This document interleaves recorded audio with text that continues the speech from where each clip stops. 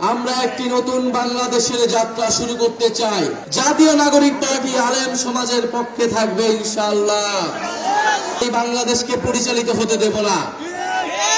কিন্তু অভ্যুত্থানের পরে নানান শক্তি আবারও চেষ্টা করছে পুরনো সিস্টেমে এই দেশকে এগিয়ে নিয়ে যাবার।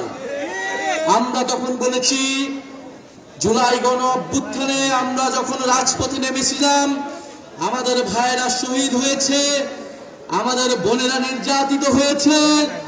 আমরা এই বাংলাদেশকে আর পুরনো রূপে ফেরত দিতে দিব না।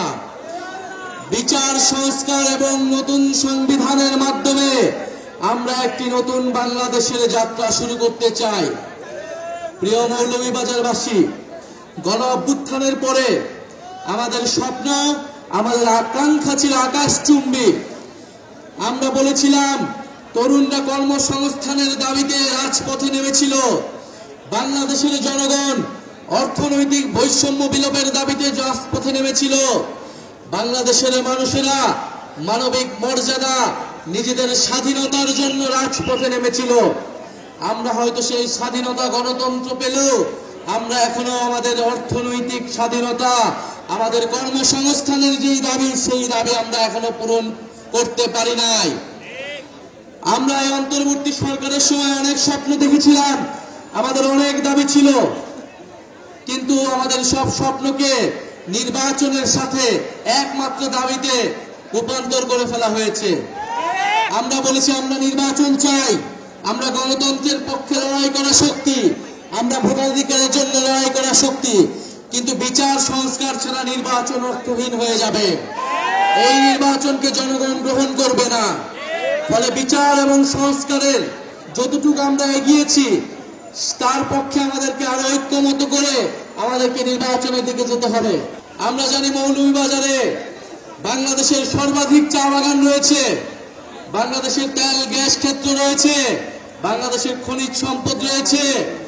এই বৃহত্তর সিলেট অঞ্চলে মৌলভীবাজার অত্যন্ত গুরুত্বপূর্ণ এলাকা, কিন্তু এই মৌলভীবাজারের যে জাতীয় সম্পদ রয়েছে, সেই সম্পদের সুষ্ঠু ব্যবহার আমরা কখনো করতে পারি নাই।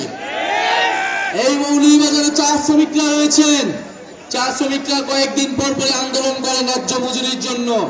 আমরা জানি শ্রীলঙ্কায় চা শ্রমিকরা 550 টাকা তারা দৈনিক মজুরি পায়, ভারতেও 400-র বেশি টাকা তারা মজুরি পায়, অথচ বাংলাদেশে এটা 200-রও কম, 179 টাকা মাত্র তারা মজুরি পায়। 179 টাকা একজন শ্রমিক কিভাবে তার দিন যাপন করবে, কিভাবে তার স্বাস্থ্য, শিক্ষা, তার পরিবারকে তার ভরণ পোষণ ব্যয়ভার বহন করবে?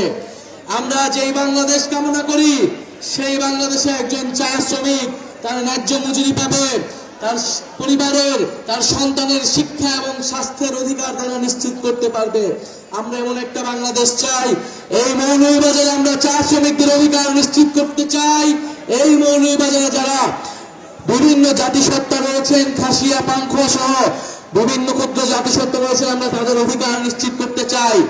মৌলভীবাজারে যারা আলেম সমাজ রয়েছেন, যারা মাদ্রাসার ছাত্র রয়েছেন, আমরা জানি জুলাই গণ অভ্যুত্থানে এই মৌলভীবাজার সহ সারা বাংলাদেশে আপনারা ইনসাফের পক্ষে, বাংলাদেশের স্বাধীনতার পক্ষে লড়াই করেছিলেন। বাংলাদেশের সেই স্বাধীনতার পক্ষে, জনগণের পক্ষে, জুলুমের বিপক্ষে আপনাদের যে লড়াই, সেই লড়াই অব্যাহত থাকবে। জাতীয় নাগরিক পার্টি আলেম সমাজের পক্ষে থাকবে ইনশাআল্লাহ। প্রিয় সংগ্রামী বন্ধুগণ, বিবিসিতে একটা রিপোর্ট দেখলাম আমরা, হবিগঞ্জ জেলার বানিয়াচংয়ে, যেখানে পুলিশ হত্যাকে প্রমিনেন্ট করে তোলা হচ্ছে। এই পুলিশ হত্যার দায় আমাদের অভ্যুত্থানকারী ছাত্র জনতাকে দেওয়ার অপচেষ্টা করা হচ্ছে। আমরা দৃঢ়ভাবে বলতে চাই, 3রা আগস্ট আমরা এক দফার মাধ্যমে স্পষ্ট করেছিলাম, আমাদের এই লড়াইটা শেখ হাসিনার ফ্যাসিস্ট শাসনের বিরুদ্ধে লড়াইয়ে পরিণত হয়েছে। আমাদের এই কোটা সংস্কারের আন্দোলন ছিল শান্তিপূর্ণ আন্দোলন।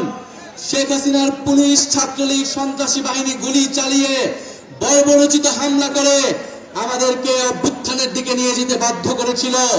আমরা শান্তিপ্রিয় ছাত্র জনতা বাধ্য হয়েছিলাম প্রতিরোধ গড়ে তুলতে, বাধ্য হয়েছিলাম লাঠি হাতে তুলে নিতে, আমরা বাধ্য হয়েছিলাম ফ্যাসিস্টদের বিরুদ্ধে সংগ্রাম করতে। 3রা আগস্ট আমরা স্পষ্ট করেছিলাম, এই লড়াইটা ফ্যাসিস্ট রাষ্ট্র, ফ্যাসিস্ট বাহিনীর বিরুদ্ধে। জনগণের লড়াই। ফলে সেই লড়াইয়ে জনগণের পক্ষে যারা ছিল তারা বাংলাদেশের স্বাধীনতার জন্য, মুক্তির জন্য লড়াই করেছিল। যারা শেখ হাসিনার পক্ষে যে সকল পুলিশরা ছিল, যে সকল সন্ত্রাসী বাহিনী ছিল, তারা ফ্যাসিস্ট বাহিনী হিসেবে, দোসর হিসেবে সাব্যস্ত হয়েছিল।